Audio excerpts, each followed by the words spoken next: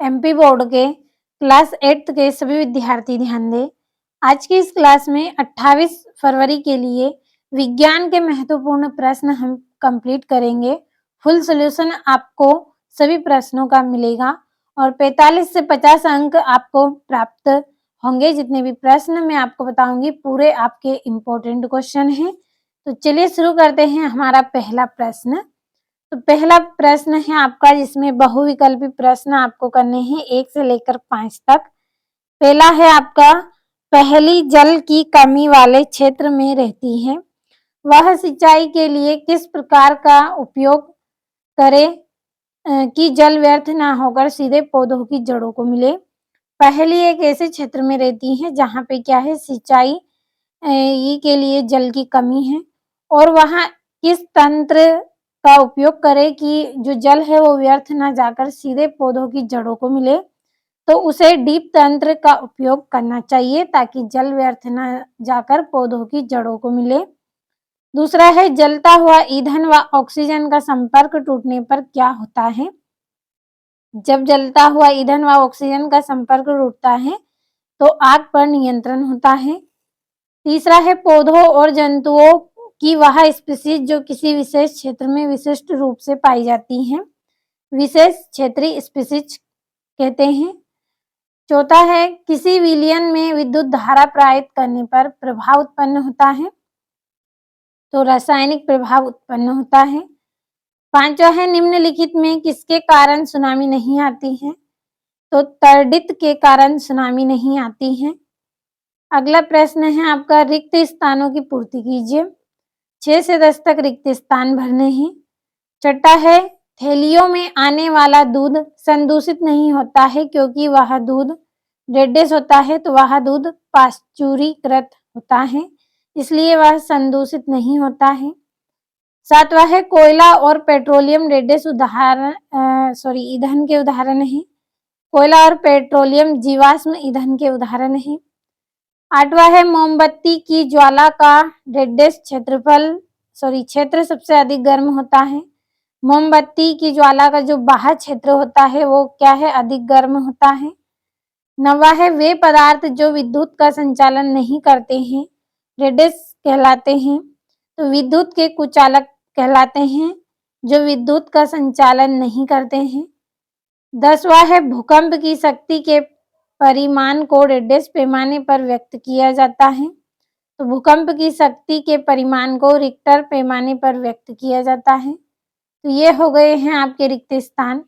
और 11वें प्रश्न से आपके यहाँ पे जो प्रश्न है इनको हम फुल सॉल्यूशन के साथ कंप्लीट करेंगे पीडीएफ के थ्रू।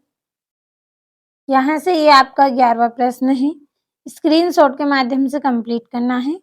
वायुमंडलीय नाइट्रोजन का मिट्टी में स्थिरीकरण करने वाले सूक्ष्म जीवों के आपको नाम बताने हैं, तो अच्छे से पढ़ लीजिए और कंप्लीट भी कर लें।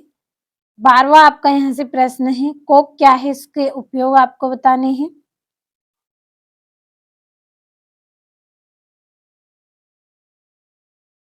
यहाँ से ये आपका 13वां प्रश्न।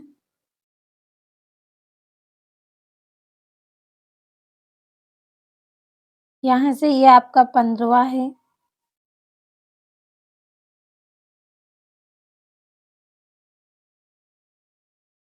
ये 16वां प्रश्न है। दो वस्तुओं के बीच बल किसके कारण लगता है, तो दो वस्तुओं के बीच अन्योन्य क्रिया के कारण बल लगता है। ये आपका यहाँ से 16वां है। एक ही सामग्रियों से बनी दो कंघियों को यदि आपके बालों पर रगड़ा जाता है और कंघियों को एक दूसरे के पास लाया जाता है तो कंघियां एक दूसरे को आकर्षित करेंगी या प्रतिकर्षित, स्पष्ट कीजिए।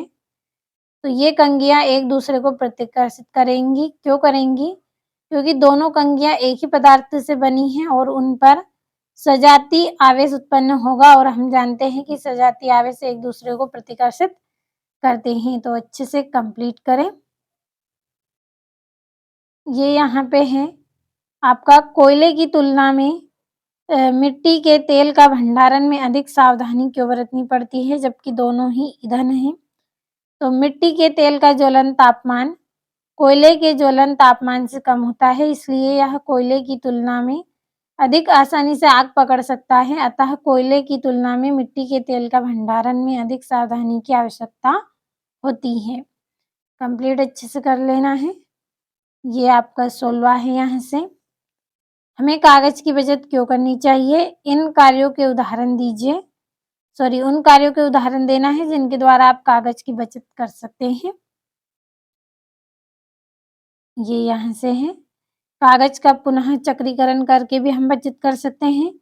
कागज का पुनः उपयोग करके, एक बार उपयोग कर लिया है उसके बाद भी उपयोग करके, और कागज की मितव्ययता से उपयोग करें, और कंप्यूटर का उपयोग करना चाहिए, और कागज की बचत के लिए जन जागरूकता अभियान चलाना चाहिए। ये यहाँ से 19वां है आपका, कायांतरण किसे कहते हैं? मेंढक के जीवन चक्र की विभिन्न अवस्थाओं के नाम क्रमानुसार लिखना है। तो लार्वा का कुछ उग्र परिवर्तन द्वारा वयस्क जंतु में बदलने की प्रक्रिया को कायांतरण कहते हैं। और ये यहाँ पे मेंढक के जीवन चक्र की विभिन्न अवस्थाएं, अंडे, दूसरा है अंडे और पहला है अंडे और दूसरा है आरंभी टेडपोल, और तीसरा है बाद वाला टेडपोल, और चौथा है वयस्क। और ये यहाँ पे आपकी सारणी दी गई है इस तरह से। और ये आपका यहाँ से 21वां प्रश्न।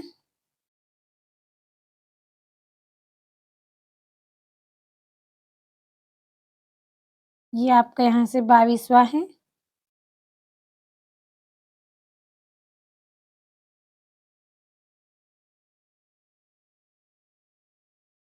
23वां प्रश्न है आपका। और ये यहाँ से, और आपको यहाँ पे मॉडल पेपर बताया गया है, कोई रियल पेपर नहीं है, क्योंकि रियल पेपर मिलता भी नहीं है, केवल मॉडल पेपर है। लेकिन प्रश्न ऐसे हैं जो आपको एग्जाम में 45 से 50 अंक दिलवाएंगे, क्योंकि जो बच्चे लगातार तैयारी कर रहे हैं उनके लिए मैं यहाँ पे पूरे महत्वपूर्ण प्रश्न आपको बता रही हूँ। कंप्लीट अच्छे से करते चलें।